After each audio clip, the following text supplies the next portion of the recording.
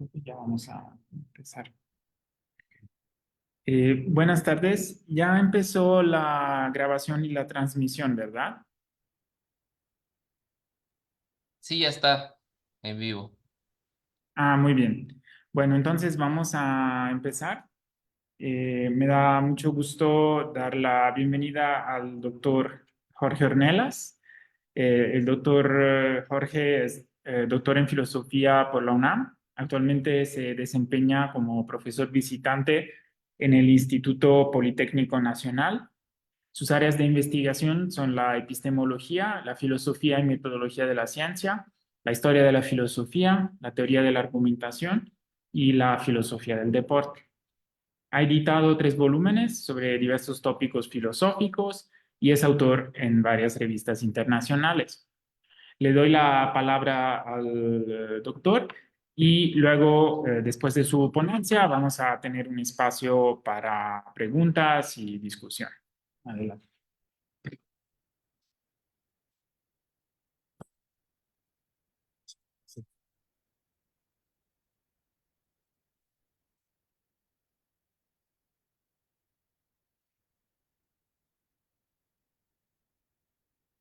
Bueno, gracias Andrea, gracias a los que están conectados. Espero que sean multitudes, porque aquí está bastante desangelado. Eh, bueno, voy a empezar diciendo un par de cosas que seguramente no tendrían por qué ustedes saber, pero al menos a mí me ayuda a aclarar un poco el proyecto en el que estoy trabajando ahora. En un texto de 2021 yo defiendo que la filosofía no tiene ninguna repercusión en la vida cotidiana. La filosofía entendida como un sistema filosófico, ¿no? Claro, ideas que vienen de la filosofía, algunas partes, pues sí, igual que la religión, por ejemplo, ¿no? Pero todo un corpus sistemático. Yo trato de mostrar que eso no tiene repercusión alguna en la vida cotidiana, particularmente el escepticismo. Creo que, como decía Hume, los problemas escépticos son problemas de gabinete. Cuando acaba tu clase de epistemología, pues sigues haciendo tu vida como cualquier otra persona que no ha sido contaminada por la filosofía. Y en ese sentido, un colega me planteaba, ahora como estoy en el Politécnico, estoy rodeado de científicos, y un científico me decía, oye, pero ¿qué hay de todos los problemas que ahora giran en torno a negacionismo científicos, creacionismo? ¿Eso no te parece que es una forma de escepticismo? Y bueno, esa es la raíz de la investigación que les quiero presentar ahora, ¿no? Y me parece que es un excelente sparring para poner a prueba mi tesis, porque creo que claramente todos diríamos, pues sí, mira, Jorge, hay una parte del escepticismo que está calando fuerte en nuestra sociedad. Entonces, esa es un poco la motivación. Bueno, esta es una cosa paralela que estoy haciendo, trato de mostrar justo lo que les decía, que ese carácter intuitivo, universal del escepticismo es realmente una invención de los filósofos. Está por aparecer ese texto, entonces si a alguien le interesa, pronto lo podrán ver. Eh, en este otro texto, que trabajé con una psicóloga, Fernanda López, con una gestora intercultural, Jennifer Mejía, nos pusimos a trabajar cosas de feminismo, y esa es otra cosa que se va a reflejar muy al pasar en el texto, pero estoy convencido de que lo que puso punto final, bueno, no sé si final, pero por lo menos sí sacudió fuertemente a la filosofía anglófona, ha sido lo que muchos han llamado el giro del género, ¿no? Eh, Creo que los que nos educamos en esa tradición nos adoctrinaron en cierta metodología, como trato de decir allí. No sé, piensa problemas relativos al lenguaje, ahora que está Andrea aquí, todos esos ejemplos de argumentos, de experimentos mentales, las tierras gemelas de Putnam, etcétera, etcétera, donde subrepticiamente y de contrabando nos hicieron creer que lo que esos señores decían, además hombres blancos, occidentales, educados, acaudalados, eso es lo obvio, lo correcto. Y si no tienes las intuiciones que ellos tienen, entonces el problema es tuyo, ¿no?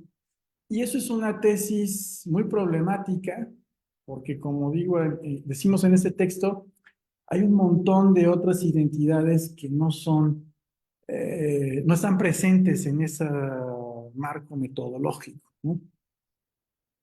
Por último, en otro texto que estoy haciendo y que tiene mucho que ver, ese sí, con lo que voy a presentar acá, detecto un problema al que llamo enrarecimiento de contextos epistémicos. Y bueno, lo que trato de hacer en ese texto es mostrar cómo eso que ahora resulta como muy urgente resolver, piensen por ejemplo esa idea de las feministas, la injusticia epistémica, cómo por prejuicios identitarios de género, de etnicidad, eres descalificado como un portador de conocimiento. Este es un fenómeno relativamente nuevo, pero yo trato de mostrar que en realidad tiene una historia muy larga. La teoría de bullshit de Harry Frankfurt, el negacionismo del Holocausto después de la Segunda Guerra Mundial, y me remonto hasta la erística en Platón, ¿no? Creo que es un fenómeno que históricamente ha estado presente, probablemente no con la fuerza que está ahora, pero que no es algo estrictamente nuevo, ¿no? Entonces, todas estas cosas van a aparecer en mi charla. Perdón por embutir tantas cosas. Ahora sí, lo que quiero hacer en la charla es argumentar que lo que se conoce como el tradicional proyecto de demarcación entre ciencia y pseudociencia tiene un error original y es partir de una concepción universal y homogénea de la ciencia, como si fuera un fenómeno que se puede unificar. Recuerden, por ejemplo, cómo Carnap inaugura ese proyecto, incluso quieren hacer una enciclopedia de la ciencia unificada, porque el gran presupuesto que hay ahí detrás es, entre otros, pues que se trata de un fenómeno que comparte características, aunque hagas geología, virología, física, hay características que deberían ser compartidas y esa esperanza, entre otras cosas, es lo que lleva a este proyecto de unificación. Por un lado y por otro lado, esta dicotomía entre lo social o lo extracientífico y lo epistemológico o lo científico, ¿no? Creo que el antecedente contemporáneo más grande de eso es la distinción entre contexto de descubrimiento y contexto de justificación, por ejemplo, ¿no? Bueno, ese es un primer punto de diagnóstico. En segundo lugar, argumento que en el contexto actual separar la ciencia de la pseudociencia es mucho más urgente que antes, más que en la Edad Media, más que en el Renacimiento. Creo que ahora las características sociales generan una tormenta perfecta donde se hace más urgente distinguir esos dos fenómenos. Pero dichas presiones provienen mayoritariamente de factores sociales, contrario a lo que la visión heredada, sobre todo del positivismo, nos decía, que provenía más bien de, eran pudores epistémicos, y el hecho de que no haya estas condiciones para distinguir ciencia de pseudociencia eh, es grave, no solamente porque amenaza la manera en que otrora circulaba la información verídica, sino que eso tiene un impacto directo en el tejido social de nuestras democracias. Bueno, mi objetivo es poner ese problema en contexto, denunciarlo Y hacia el final, aunque eso lo tengo que trabajar más, esbozo un par de soluciones. Por supuesto que está abierta esa discusión. No creo siquiera poder presentar una posición consistente. Simplemente creo, tengo la intuición de que podríamos ir por alguno de esos dos caminos. No sé si sean exitosos, quiero creer que sí, pero por lo menos se me ocurren a las avisoro como dos posibles puntos hacia los cuales dirigirnos si queremos evitar estos problemas. Bueno, entonces, algunas preguntas que me gustaría comenzar a poner sobre la mesa. Fíjate cómo estas preguntas tendenciosamente tienen una estructura dilemática, ¿no? Parece ser que hubiera dos respuestas, sí o no. Entonces, mira la primera que tengo ahí. La seguridad social debería cubrir curas como las que ofrece la homeopatía o el Reiki. Seguramente habrá gente que dirá que no, seguramente habrá gente que dirá que sí, pero esas parecen ser como dos opciones claras. Por supuesto, es muy difícil que yo te diga sí con este criterio o te diga no con este criterio. Eso es un poco lo que voy a discutir en el resto de la charla. Simplemente quiero hacerlo más intuitivo esto. Mira la segunda.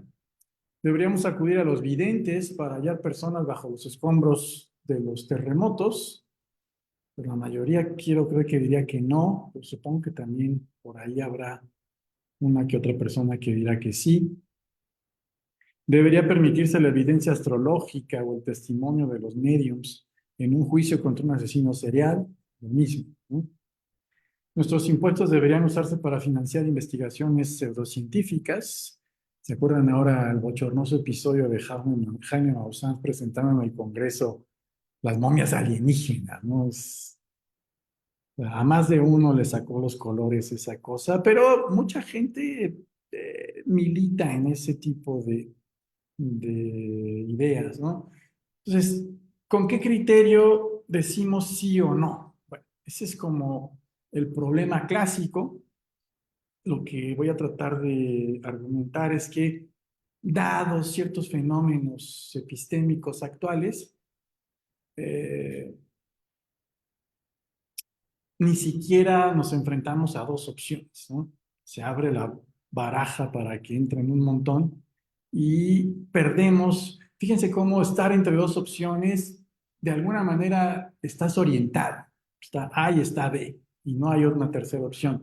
Pero si A no es una opción clara y B tampoco es un punto claro de destino, estás mucho más extraviado. Y esa creo que es la situación en la que nos encontramos ahora. Bueno, eh, normalmente la filosofía anglófona se ha movido presuponiendo lo que muchos han llamado un contexto epistémico idealizado. Los participantes, ya sean individuos o grupos, actúan con sinceridad en la consecución de una meta, por ejemplo, hallar verdades, conseguir evidencia, generar conocimiento, metas epistémicas, y donde las condiciones externas, sociales, políticas, religiosas, ideológicas, no son relevantes para la consecución de dicha meta. Insisto, piensa esa distinción que el Círculo de Viena abrazó a cabalidad entre contexto de descubrimiento, contexto de justificación, pero en realidad es una idea mucho más antigua. Creo que viene desde el propio Platón, su propia noción de episteme, como una forma como la forma de conocimiento más excelsa dirigida a el conocimiento de las ideas, es decir, algo completamente abstracto. Es un ancestro de este contexto idealizado.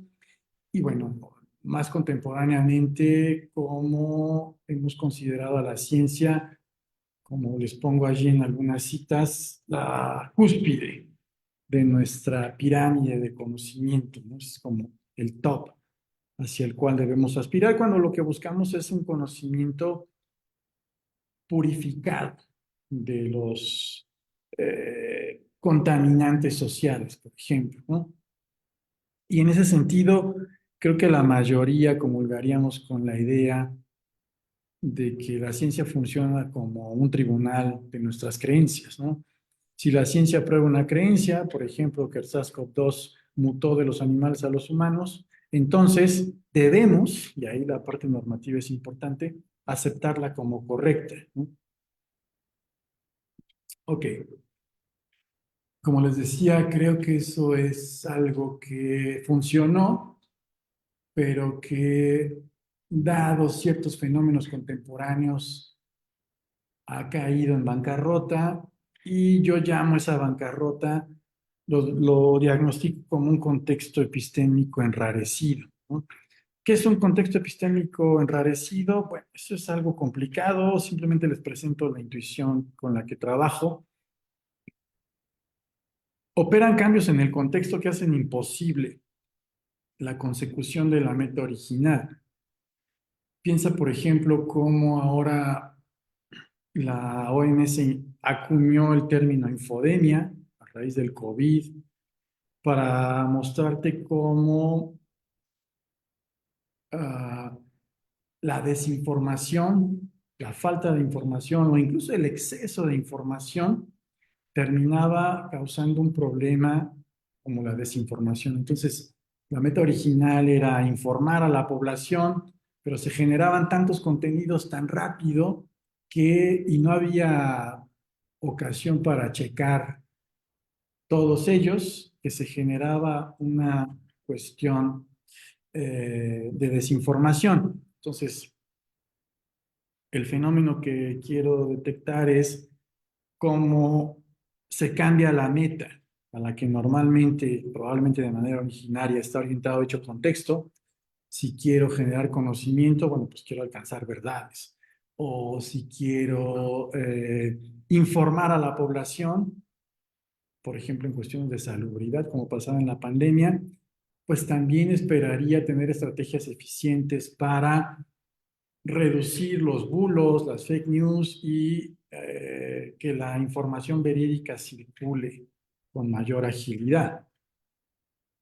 Esta es una idea que tomo de la biología, no me voy a entretener mucho en este punto, simplemente estoy pensando en ese fenómeno que los biólogos han llamado la exaptación, que es la dirección opuesta de la adaptación. El ejemplo que traigo allí es como el plumaje apareció 250.000 años antes de que aparecieran las primeras aves, es decir, en los dinosaurios, y su función adaptativa era termoaislante, proteger esos organismos del frío. Y después ese plumaje fue cooptado y exaptó, dicen los biólogos, para hacer posible otra función como el vuelo. Entonces, eso es un poco lo que quiero decir. El plumaje estaba diseñado originalmente para proteger a esos organismos del frío y terminó cumpliendo una función que no es la original, ¿no? Entonces, esa es un poco la idea de cuando ocurre eso en los contextos epistémicos, eh, digamos, originalmente transmitir verdades, informar a la población, etcétera, etcétera, pero por alguna razón, por ejemplo, en la biología, seguramente las glaciaciones fueron ese cambio externo, eh, la función original para la que se diseñó cambia y se va hacia otro lado.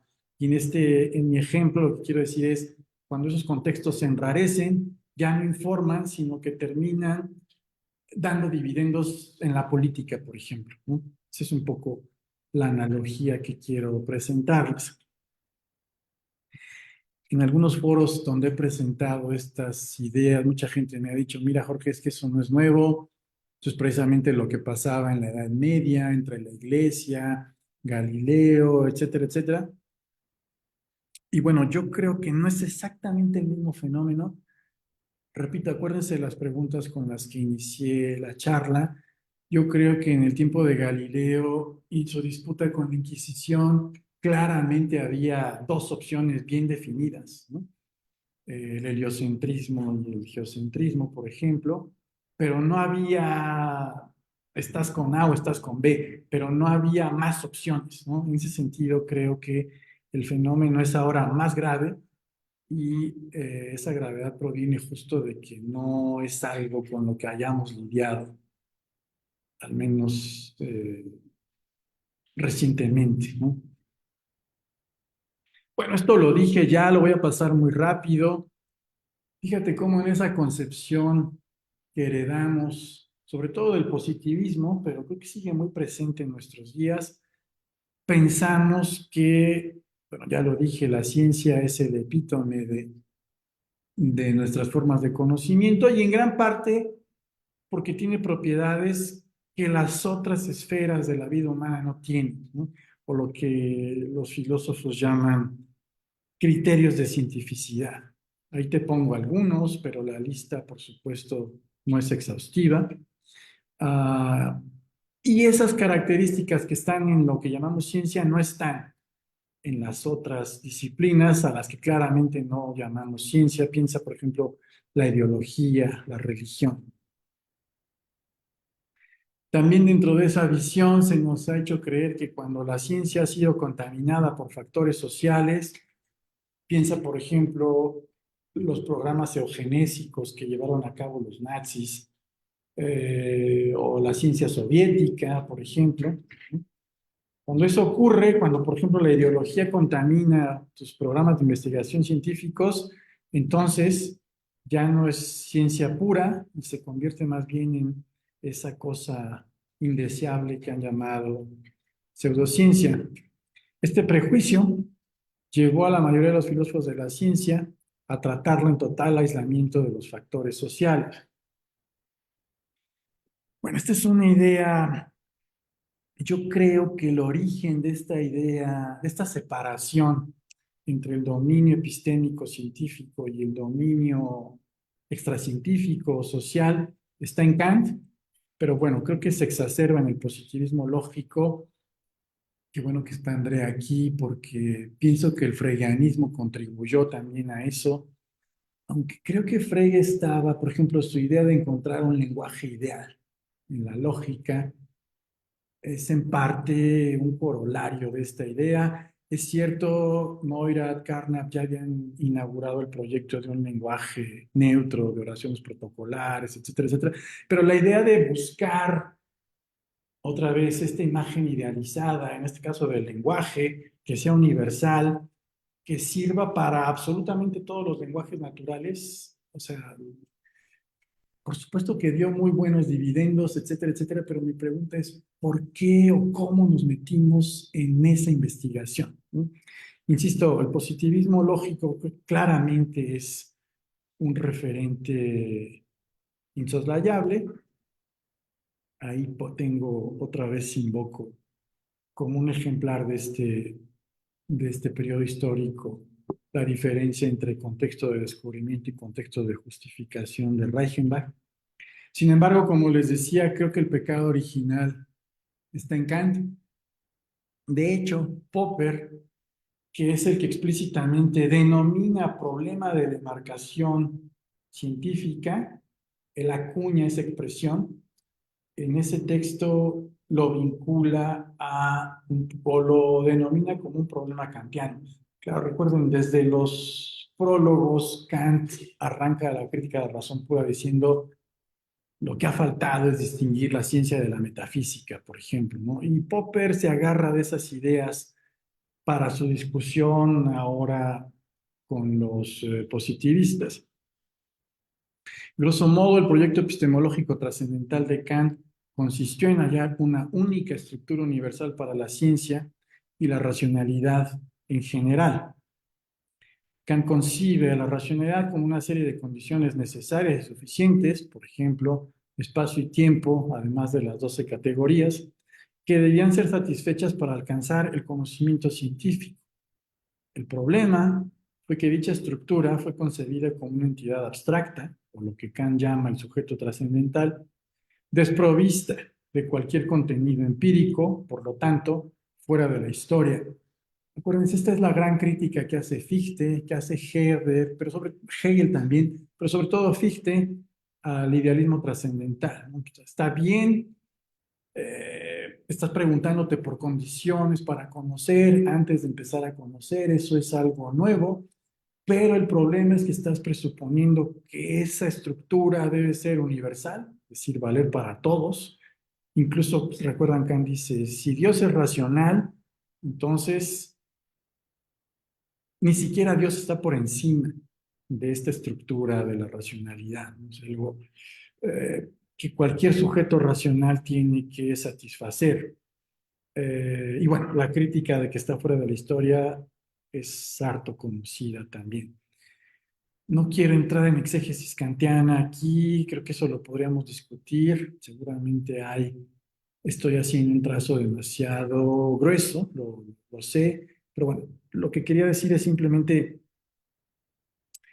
cuando se nos presenta esta idea de una investigación filosófica como valiosa, entre otras cosas se nos dice, mira, es valiosa porque alcanza todos los casos, ¿no? El lenguaje lógico es superior al lenguaje natural porque cubre toda la pluralidad de lenguajes naturales, por ejemplo, ¿no? O esta es una idea que viene desde Platón, Aristóteles, los universales, ¿no? Cuando hablamos de la blancura y no de la blancura del caballo blanco de Napoleón, el discurso por universales es mucho más atractivo, entre otras cosas, porque cubre todos los casos. Cuando hablamos de la ciencia y decimos, mira, la ciencia es una etiqueta en la que caben todas las disciplinas científicas, normalmente solemos decir con buenas razones, ahí les puse la cita de Popper, ese fue un proyecto que inaugura el positivismo lógico. No creo que sea tan así, es cierto, lo popularizan, diría yo, pero en realidad es algo que viene de Kant, es un mero punto histórico, no tiene mayor relevancia, creo. Bueno, ahora sí vamos a algo más contemporáneo. En tres textos de los ochentas, el filósofo tejano Larry Laudan, que terminó su carrera en México, en la UNAM, eh, escribió tres textos en esta dirección tratando sobre el problema de la demarcación. Y los textos se volvieron clásicos porque, yo lo digo de esta manera, expidió el certificado de defunción de ese problema, ¿no? Como ven ahí en la cita, eh, está diciendo que no es posible, que no hay ningún criterio de demarcación y que de hecho no es posible encontrar alguno que separe la ciencia de la pseudociencia, entre otras cosas, porque esos criterios han sido propuestos como criterios. Bueno, él pasa revista por todos los criterios hasta los ochentas que se conocían: verificabilidad, falsabilidad, poder predictivo, en fin, sistematicidad. Y dice, todos ellos son necesarios para la ciencia, pero no son suficientes. Por ejemplo, dice, la astrología cumple el criterio de verificabilidad, aunque es masivamente falsa. Pero si nos quedáramos con la versión carnapiana del criterio de demarcación, pues diríamos la astrología lo cumple, ¿no? Y nos resistimos férreamente a decir que cosas como la astrología están a la misma altura de cosas como la física, por ejemplo, ¿no? Entonces, él pasa en esos textos revista por cada uno de ellos y dice, miren, en el mejor de los casos son necesarios para la cientificidad, pero no son suficientes. Y eso pasa con todos.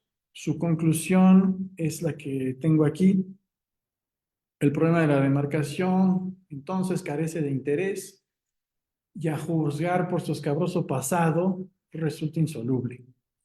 Si tuviéramos que estar del lado de la razón, deberíamos entonces abandonar términos como pseudociencia y no científico de nuestro vocabulario. Solo son frases huecas que solo tienen una función emotiva para nosotros y como tales son más útiles para la retórica de los políticos y de los sociólogos escoceses del conocimiento que para los investigadores empíricos, ¿no? Entonces, esos textos en esta discusión son un parteaguas. insisto, porque es la primera vez en la historia de este problema que un filósofo analiza con detenimiento cada una de las propuestas de demarcación y las rechaza. En el mejor de los casos son necesarios, pero no suficientes. Y dice, deberíamos dejar ya ese problema. No hay manera de hacer un corte preciso entre ciencia y no ciencia. Bueno, hasta ahí dirías, eso no tiene nada de excepcional. Es lo que suele pasar en la mayoría de las discusiones filosóficas. No llegamos a consensos. Un bando defiende A, el otro bando defiende no A. De acuerdo. El problema, y esto es lo que me interesa, es que a finales del siglo XX y principios del XXI, los creacionistas invocaron precisamente este escepticismo de Laudan en las Cortes para exigir igualdad de tiempo curricular y de fondos para la enseñanza entre la teoría de la evolución y la teoría del diseño inteligente. Es decir, esta es una historia larga, interesante, pero creo que nos desviaría. En una corte, el juez dice que el creacionismo está enseñando religión encubierta, porque al final de cuentas apela a instancias religiosas como Dios, por ejemplo, ¿no? Los creacionistas posteriores fueron lo suficientemente hábiles para purgar toda la retórica religiosa de su teoría y entonces ahora la llaman la teoría del diseño inteligente, donde no hay explícitamente ninguna apelación a entidades religiosas, por ejemplo. La lista es larga, he analizado esos documentos, es bien árido, son actas de tribunales, pero en todos, sin excepción, el escepticismo de Laudan es el argumento, como decimos en México, donde la marrana tuerce el rabo, ¿no? Ahí está donde los propios creacionistas dicen, miren, si su mejor filósofo o uno de los que tenía más prestigio en esa discusión, Laudan murió en 2020, eso olvidé decirlo también, eh, él está diciendo, sin ser un creacionista, sin querer llevar agua al molino creacionista, que no es posible hacer un corte claro entre ciencia y no ciencia, pues entonces nosotros tenemos razón al exigir, por ejemplo, igualdad de fondos y de tiempo para enseñar nuestra teoría. Bueno, lo paso rápido. Laudan se acongoja mucho en el texto de 83, él dice, pues me da mucha tristeza que estén usando ahora mi escepticismo en esta dirección. Nunca fue mi intención. En fin, se lamenta, pero creo que el daño está hecho. Eh, Empiezan a aparecer fenómenos como esos, ¿no? Estoy haciendo un volumen sobre creacionismo en México. Es una historia bien interesante porque a diferencia de lo que pasa en Estados Unidos, donde el creacionismo es muy fuerte, en México el creacionismo ha venido en olas y muy bueno, sin la fuerza que tienen los Estados Unidos. Por ejemplo, especulo que en parte tiene que ver por dos razones, hasta donde alcanzo a ver. Una tiene que ver con que la Iglesia Católica es más tolerante en esos asuntos que la Iglesia Protestante, uno. Y segundo, claramente los grupos a los que les interesa ese tipo de teorías no tienen ni el poder político ni el poder económico que tienen los grupos en los Estados Unidos, sin querer decir con ello que no tienen poder. Por supuesto que tienen, pero todavía no tienen el que ostentan en los Estados Unidos. Bueno, ese es un primer caso. Segundo, eh, claro, seguramente en tu clase de epistemología te han dicho, mira, el escepticismo, otra vez, esa metáfora kantiana, el escepticismo es el benefactor de la razón humana, ¿no? O como dicen muchos autores y autoras, una dosis de escepticismo no solamente es sana, sino es deseable, ¿no? Para combatir discursos absolutistas, posiciones dogmáticas, etcétera, ¿no? Pero cuando el escepticismo se radicaliza y contamina un dominio de creencias, se vuelve probablemente uno de los mayores enemigos de la racionalidad. Este caso me llama mucho la atención porque al filósofo Michael Lynch lo estudió, el famoso Pizzagate, una red de pedofilia, según este bulo. Una red de pedofilia fue orquestada desde una pizzería en Washington por eminentes miembros del Partido Demócrata durante el periodo electoral 2016. Este extravagante bulo se propagó como el fuego en las redes sociales, causando que un ciudadano, pistola en mano, apareciera en la pizzería con la intención de liberar a los supuestos menores abusados. Tú dirías, bueno, pues sí, es grave, pero que lo arregle la policía, las autoridades, es un fenómeno social. No, yo creo que eso tiene consecuencias epistémicas catastróficas. Incentivar y propagar este tipo de bulos, teorías de la conspiración, fake news, generaliza la desconfianza a nivel social, lo que crea un problema epistémico político mayor. Perdemos las condiciones epistémicas mínimas de mutuo respeto entre todos los miembros de la sociedad, de manera que las socavamos en su totalidad. Y eso es un poco lo que quiero trabajar en este texto que estoy haciendo. Ah,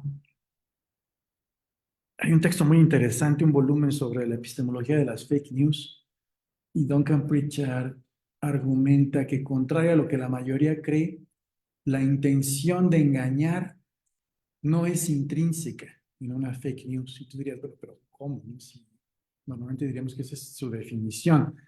Creo una noticia falsa para engañar a la audiencia. No necesariamente.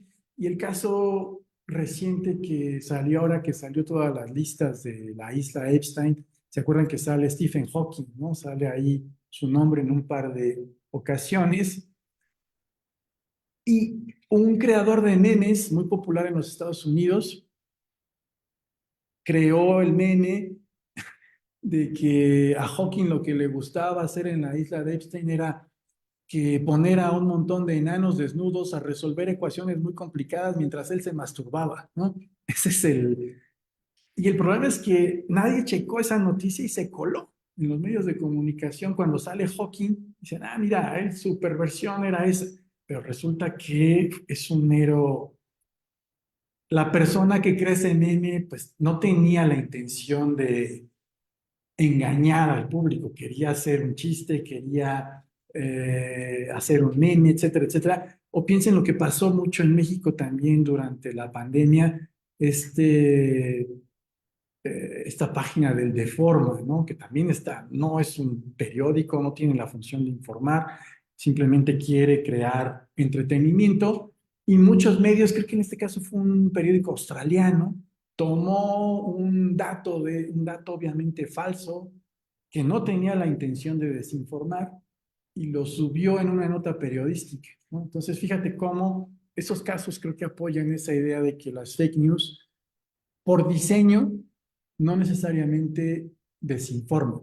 Podrías hacer entretenimiento y en ese torrente de información digital, alguien toma eso como una verdad y lo empieza a propagar, ¿no? Son cosas que, como digo, no pasaban en el tiempo de Galileo, no pasaban en el tiempo de Newton, y ahora afectan epistémicamente nuestro contexto epistémico. Otra noción problemática, también la tomo de Pritchard, la noción de los hechos falsos. Si has tomado tu clase de lógica, de metafísica, de filosofía del lenguaje, sabes que eso es un oxímoron, ¿no? Si es un hecho, no puede ser falso, ¿no? Sin embargo, él dice, el problema es que cuando ya el escepticismo se ha vuelto una posición tan radical que incluso cuestionamos a nuestras instituciones, entonces la noción de hechos falsos no empieza a parecer menos descabellada, ¿no? Una vez que esparcido el escepticismo hacia las instituciones políticas, económicas y académicas que otrora gobernaban la vida social, pues ya nada es aceptado como verdadero, lo que pone fin al espacio donde solía circular la información relevante y verdadera. De nuevo, ya no tenemos una brújula que nos oriente epistémicamente para saber qué de todo ese torrente de información que circula puedo tomarlo como un hecho, puedo tomarlo como una noticia, puedo notarlo como información verdadera para sobre eso fincar, por ejemplo, una investigación periodística. Esto lo ha capitalizado esos movimientos negacionistas, y lo más grave es que ahora se permite que los hechos falsos circulen de manera impune, agitando las emociones de las personas, las cuales pronto son capitalizadas por una facción política. En la política esto tristemente se vuelve el pan de cada día, fenómenos como el Brexit, la asunción de Trump en 2016 o probablemente este año, ojalá que no, Orbán, Bolsonaro, Milei recientemente en Argentina, son ejemplos muy claros de cómo este fenómeno ha abonado a esas posiciones radicales, pero en la ciencia tenemos también muchos ejemplos, el terraplanismo, los movimientos antivacunas, el negacionismo del VIH, el calentamiento global producido por el hombre, estas teorías sobre la vida extraterrestre y el creacionismo en ciencia son muy buenos ejemplos de este fenómeno. ¿Por qué es un fenómeno problemático por partida doble? Bueno, porque yo creo que tiene un impacto, como ya lo había dicho al inicio, en nuestra vida epistémica. Dañamos el tejido epistémico de nuestra sociedad, además de que dañamos nuestras instituciones democráticas, ¿no? Algunos grupos pierden su calidad de agentes epistémicos, portadores de conocimiento, simplemente por pertenecer al grupo disidente. ¿Te acuerdas cómo una gran parte de la opinión pública y grupos bien específicos hicieron escarnio de López-Gatell, por ejemplo, en las conferencias que hacía, ¿no? Que si estaba promoviendo la vacuna castrochavista, etcétera, etcétera, etcétera. Simplemente lo descalificamos como portador de conocimiento porque pertenece a un grupo que no es el mío, ¿no? Y esto daña las condiciones epistémicas para la circulación eficiente de la información que necesitamos en nuestras sociedades democráticas. A nivel social, fíjate cómo ciertos grupos, como migrantes, homosexuales, feministas, ateos, comunistas, entre muchos otros, son considerados como una clase homogénea y anómala que no comparte el pasado mitológico que supuestamente unifica a la población privilegiada local. Quise traer esa imagen, ¿se acuerdan? En la crisis de Siria, la frontera de Hungría y Bielorrusia desbordada, la camarógrafa que le pone el pie al migrante que va cargando a su hija cuando está entrando a territorio húngaro. Eh, Piensa, por ejemplo, las caravanas migrantes que pasan por México rumbo a los Estados Unidos. Eh, Aquí en San Luis ahora no sé, pero por ejemplo en DF ahora empieza a haber movimientos xenófobos contra los haitianos, por ejemplo, ¿no? Que están acampando en varias plazas públicas y los vecinos se quejan, la alcaldesa de Cuauhtémoc va y les desmantela el campamento, en fin, empieza a generarse esta aversión a lo que no es local, a lo que viene de fuera, etcétera, etcétera. Si tú dirás, ¿es un fenómeno estrictamente político? No exactamente, también tiene una cara epistémica. Ok, casi termino. Capitalizando el enrarecido contexto epistémico contemporáneo. Escépticos y negacionistas hacia la ciencia, ya dije que cabe en esa categoría, terraplanistas, negacionistas del VIH, negación antivacunas, creacionistas, la lista es grande. Todos estos grupos han sabido tomar ventaja de la coyuntura actual para mimetizar sus prácticas con aquellas de las ciencias socialmente institucionalizadas. Por ejemplo, discuten en conferencias internacionales, cuentan con publicaciones evaluadas por pares académicos y con canales de diseminación social, organizan sus postulados en un corpus sistemático y un largo etcétera. Un fenómeno que Oreskes ha denominado ciencia facsímil. Fíjate cómo ese fue otro criterio de demarcación. Eh, Mira, los creacionistas no pueden ser científicos no porque no tengan una característica epistémica, sino porque socialmente no están organizados como se organizan las comunidades científicas, ¿no? No van a congresos. Bueno, ¿qué crees? Todo eso ya ha ocurrido.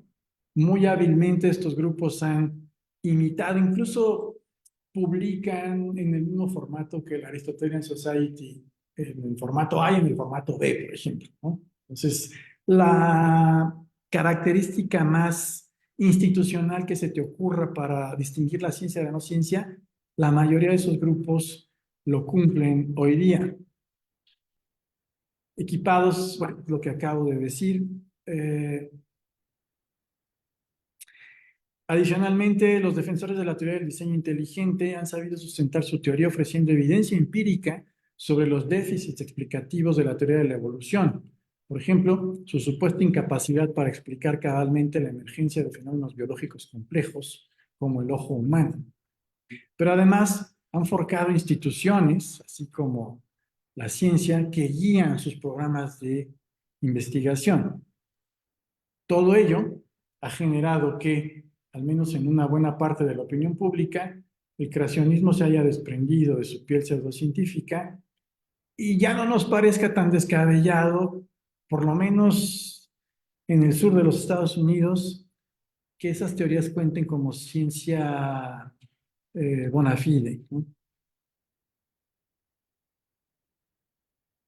Ok, yo creo, como les decía al inicio, el problema es muy grande, el problema es nuevo, sin que ello quiera decir que no hay antecedentes. Repito, estoy trabajando en mostrar cómo la erística del propio Platón podría ser el ancestro más antiguo de este problema que estoy tratando de detectar.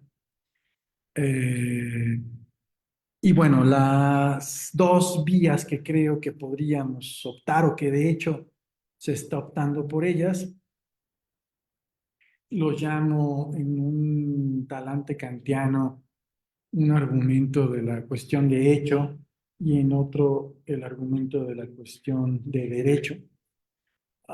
Lo que quiero decir es, hay una forma en que de hecho las comunidades científicas han, pues no sé si resuelto o eludido el problema de la demarcación a raíz de la obra de Laudon.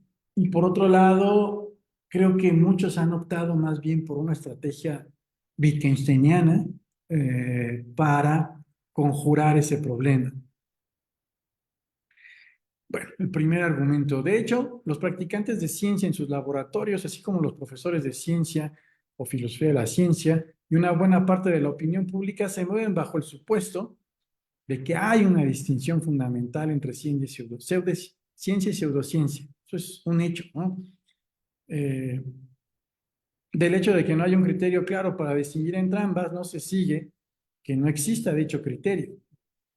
Cometeríamos la falacia de la ignorancia. O quizá estemos frente a un fenómeno vago, ¿no?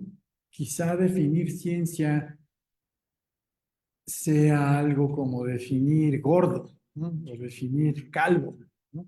No tenemos una definición, la extensión de ese concepto no está bien definida, pero eso no quiere decir que no podamos identificar casos de gordura, casos de calvicie, por ejemplo, ¿no?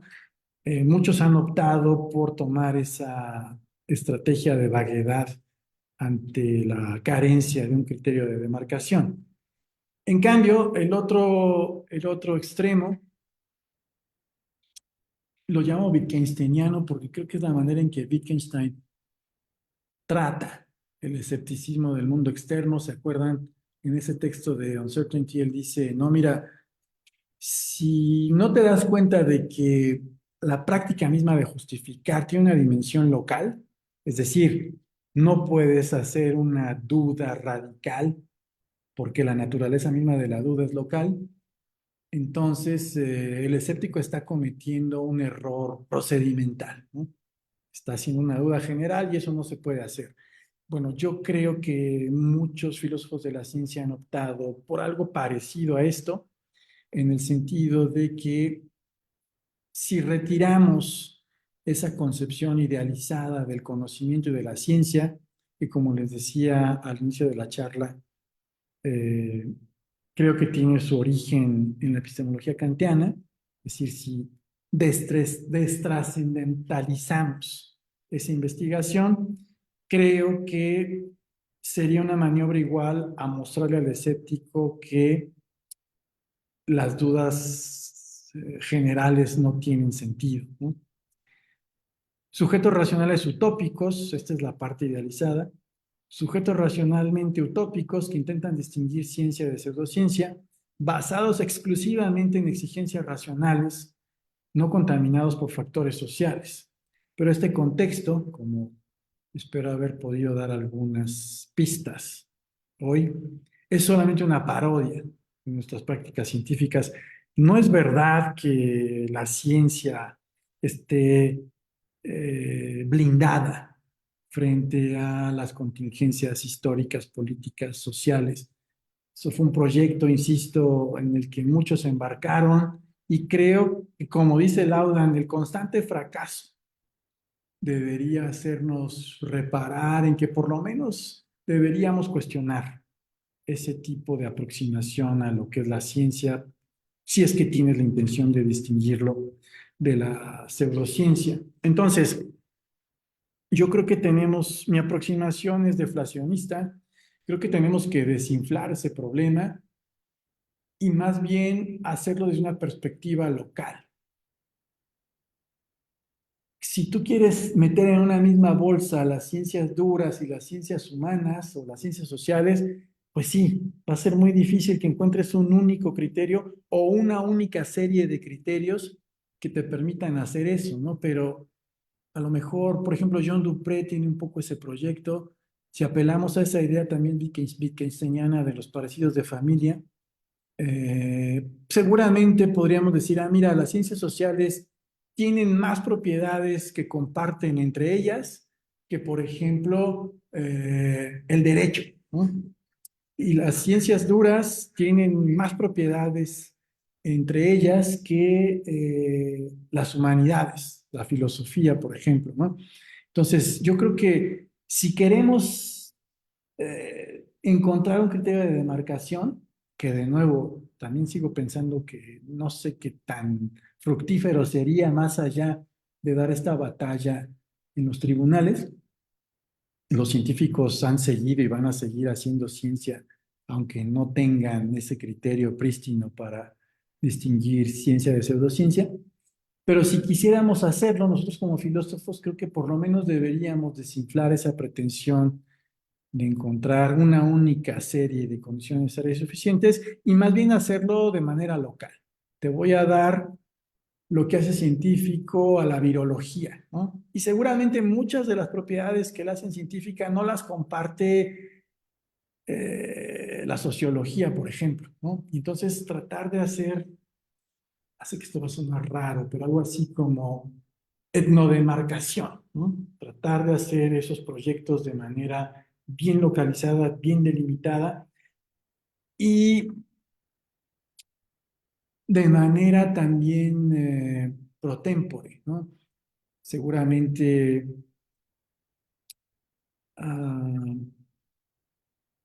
depende, hay ciencias que están en camino de llegar a su estadio científico y claro, ahí el criterio suele ser la matematización. Piensen, por ejemplo, la economía, ¿no?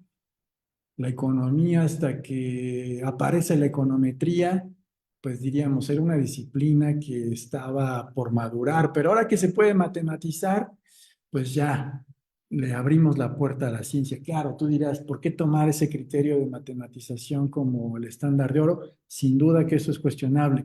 Lo único que quiero decir es, tampoco pierdas de vista que hay ciencias que ya están consolidadas como científicas, la física, las matemáticas, la química, y hay otras que están en ciernes, ¿no? Piensa la psicología, por ejemplo.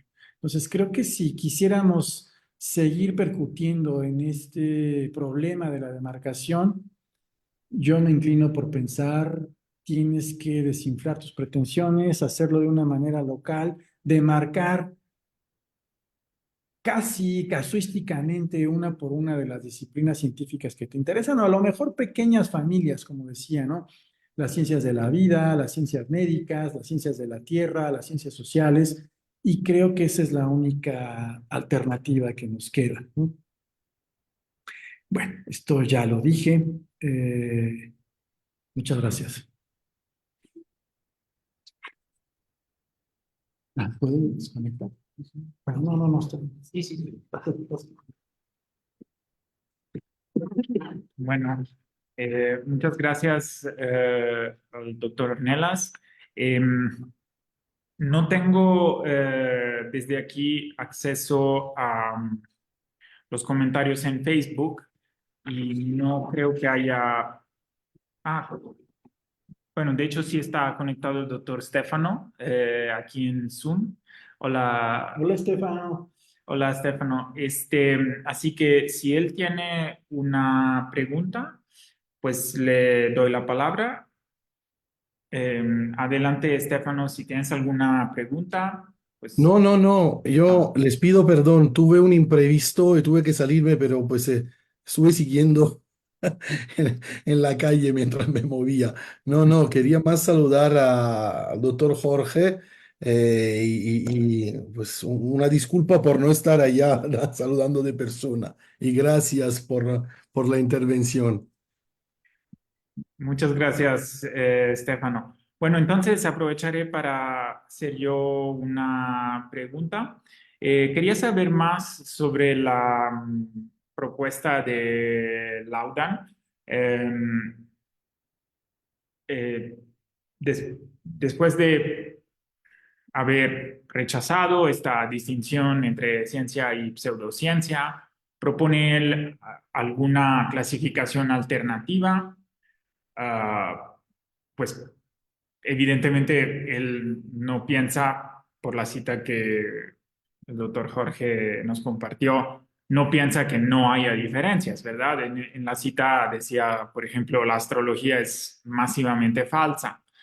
Eh, Creo que hablando de sus predicciones, decía, sus predicciones son masivamente falsas. Entonces, supongo que él más bien piensa que eh, haya que trazar la diferencia, la distinción o las distinciones de otra forma. Me interesaba saber más sobre esto, sobre su propuesta, si es que él hizo alguna propuesta, digamos, más constructiva al respecto. Gracias.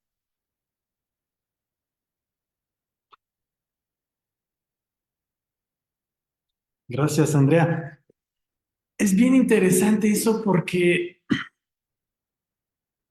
en ese mismo texto Laudan dice, yo creo que algo que podría servir como criterio de demarcación es el grado, no sé cómo traducir eso, de warrant que tienen las creencias, ¿no?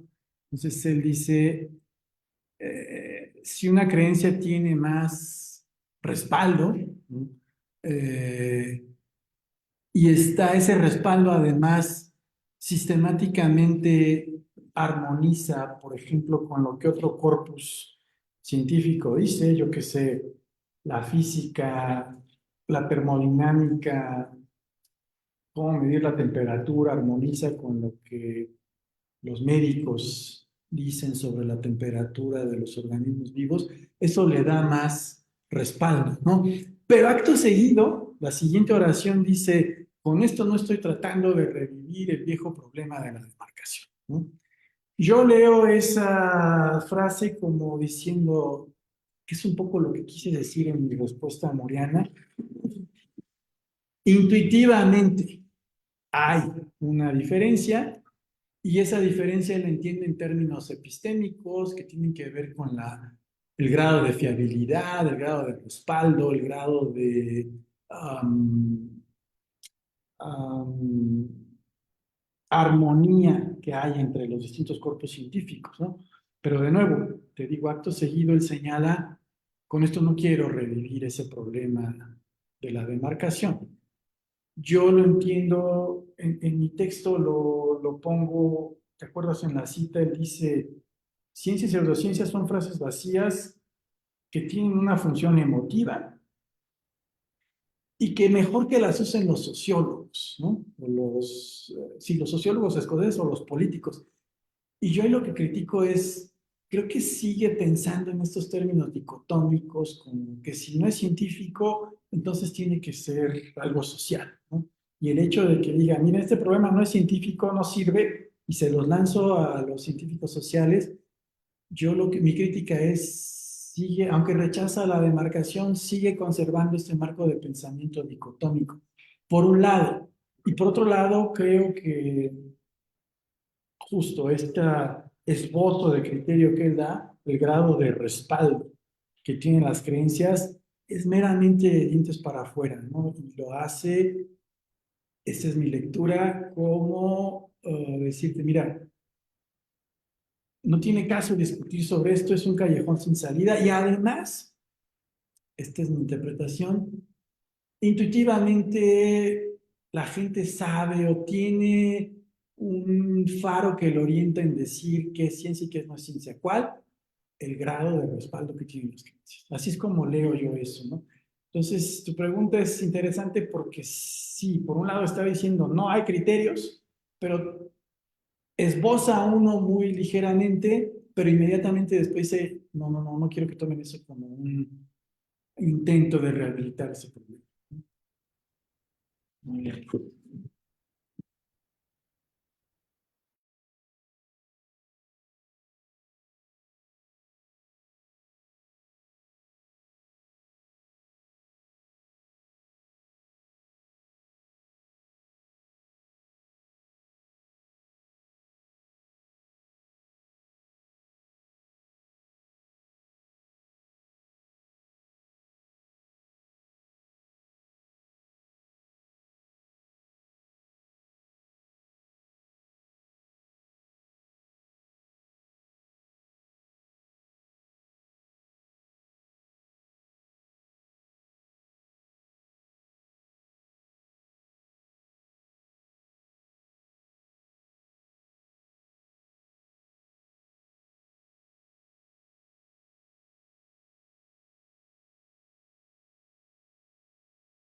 Bien.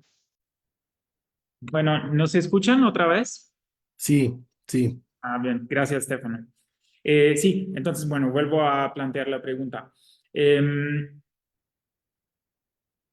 Señalabas que quizás este escepticismo, por ejemplo, algún tipo de escepticismo sobre la distinción entre ciencia y pseudociencia, podría ser amunición para justamente los que defienden teorías que muchos llamarían pseudocientíficas.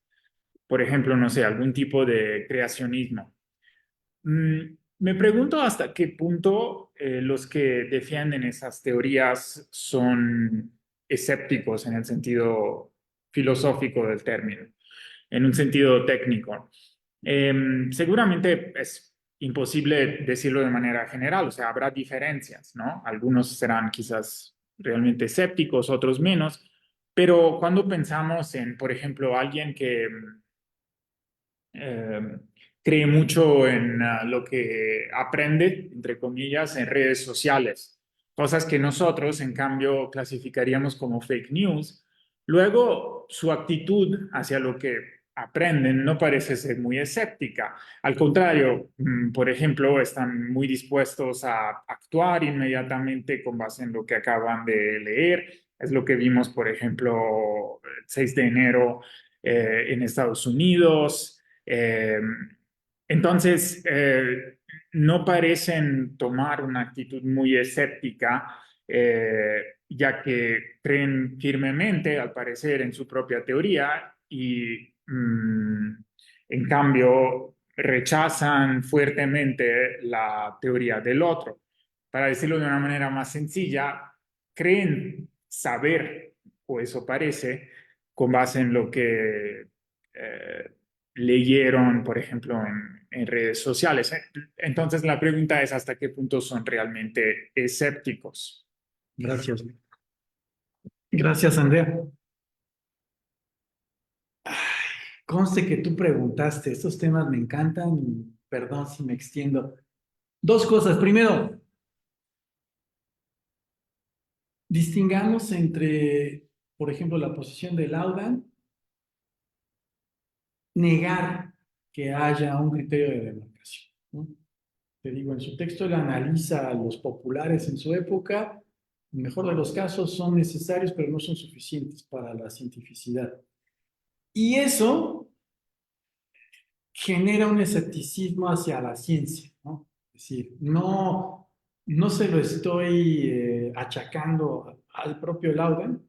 Te digo, él responde lamentándose que sus textos hayan sido tomados por esos grupos para alimentar discusiones que a él no le interesaban y que en términos filosóficos diríamos negar que haya un criterio de demarcación genera un escepticismo hacia la ciencia, ¿no? Ese es un sentido en el cual, digamos que se leyó el texto del aula. Ahora, tiene razón, los grupos que llevaron esa agua a sus propios molinos, y ahí depende qué entiendas por escepticismo, ¿no? Porque yo creo que por lo menos hay un sentido muy fuerte, muy anclado en la tradición escéptica, donde ser un negacionista es un eufemismo para ser un escéptico, ¿no? Si yo niego que Dios exista, y tú me dices, es que en realidad eres escéptico hacia la existencia de Dios, pues te diría sí, ¿no? Negacionismo y escepticismo son coextensionales, diría yo. Pero si por escepticismo entiendes, como también otra gran parte de la tradición occidental lo entendió, como más bien mirar con cuidado, andar con pies de plomo, seguir investigando, no pronunciarte ni a favor ni en contra, pues claramente ese no es el sentido de escepticismo en el que estos grupos son, ¿no? Pero, o sea, piénsalo. Ahora quizá ya pasó de moda, pero los discursos sobre las vacunas, ¿no? Mucha gente que de entrada decía, no, yo no voy a vacunar a mis hijos, y te daban un montón de razones, ¿no? La mayoría de ellas cuestionables, pero estuve en alguna discusión con enfermeras, ¿no? Y ellas daban buenas razones. Por ejemplo, decían al inicio, la vacuna no se ha corrido en suficientes grupos de control. Entonces, no eran cuestiones ideológicas, ¿no? Creo yo que eran pudores racionales, bastante considerables, y aún esas personas que decidían no vacunarse o negar la, ¿cómo decirlo? Las bondades clínicas de la vacuna, en ese sentido de escepticismo negacionista, yo diría, eran escépticos hacia el poder de las vacunas, por ejemplo, ¿no?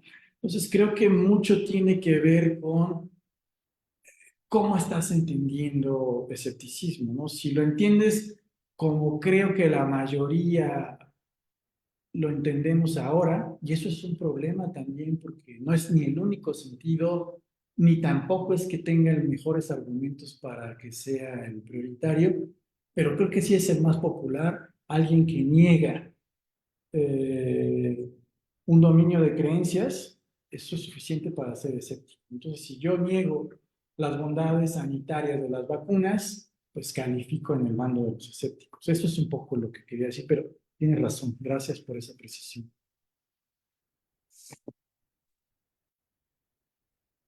Sí, muchas gracias. Y sí, efectivamente, con respecto a las vacunas, pues hubo tipos de escépticos, vaya, diferentes, porque habría personas como las enfermeras que tú mencionaste, que simplemente dudan de las credenciales epistémicas, digamos, de la vacuna, por así decirlo, ¿no? Por ejemplo, si los controles han sido suficientes.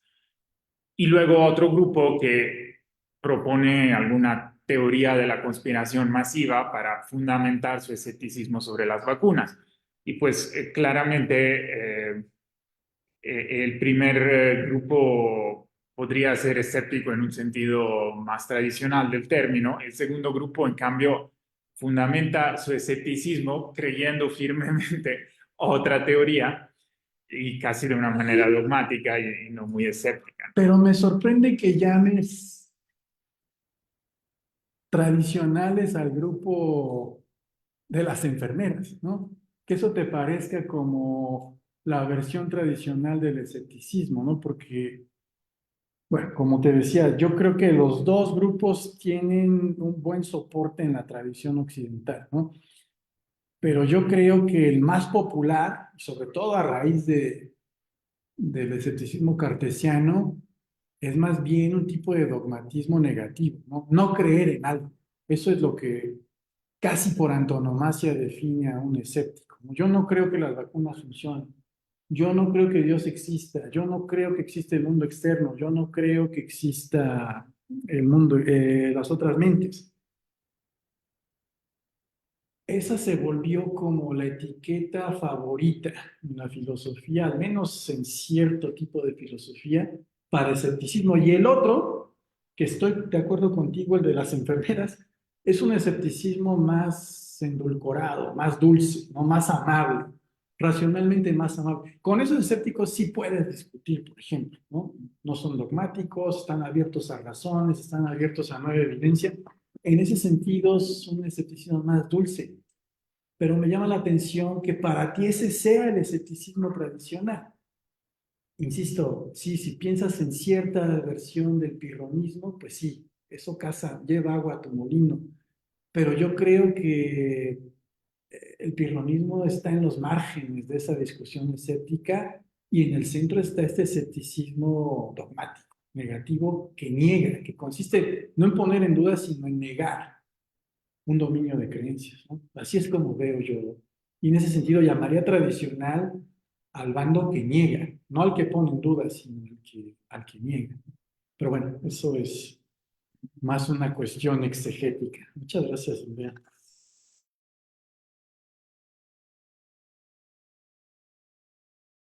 La ponencia. Muchas gracias a los que se conectaron. Muchas gracias. Estefano, te mando un abrazo. Espero verte pronto. Gracias, Jorge. De verdad, perdón, perdón. No te preocupes. Sí, un gusto. Bueno, muchas gracias, Stefano. Muchas gracias a los que se conectaron y de nuevo muchas gracias al doctor Jorge. Y pues ya podemos terminar aquí la sesión y la grabación.